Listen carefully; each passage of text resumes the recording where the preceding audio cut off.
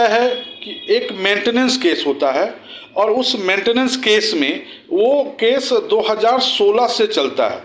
और 2016 से चलते चलते उसको सम्मन जाता है, दस्ती जाता है, वारंट निकलता है। इन सब के बाद भी वो व्यक्ति कोर्ट के सामने हाजिर नहीं होता है,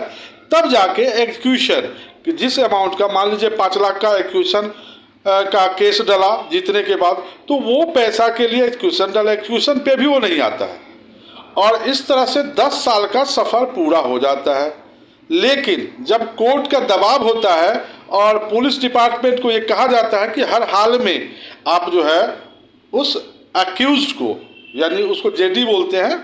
भाषा में, जजमेंट डेटर्स, तो उसको पकड़ के लाना ही पड़ेगा। जब वो पकड़ा जाता है और कोर्ट के सामने लाया जाता है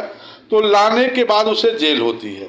रिक्वेस्ट किया जाता है कि अब उसकी चाल देखिए कि मेडिएशन में जाके चाहता है कि इसको और भी लंबा खींचे, लेकिन वकालत में यही सब चीज़ों का ध्यान रखना होता है। हमने ये आर्गूमेंट किया, बहस किया कि सर अगर ये एग्रीमेंट पे छूट जाता है या किसी तरह का मेडिएशन होता है, उसमें बचने का प्रयास करेगा,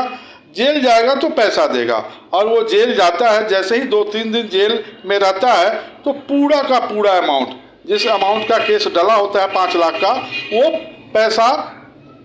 उस लड़की को मिल जाता है और मिलने के बाद उसे बेल होता है। अब सिचुएशन क्या है कि वो व्यक्ति चाहता हुआ, उसके दिमाग में ये आ गया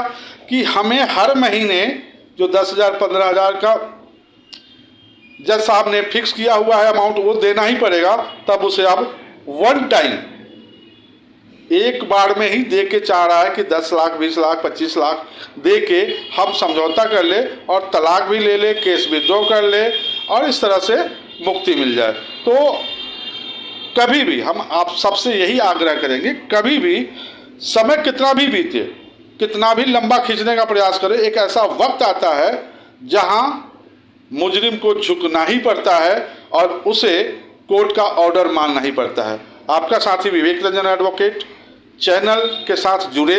और जुड़ने के बाद आपका अगर कोई कमेंट्स आता है, उस कमेंट्स पे हम काम करते हैं। जय हिंद, जय भारत।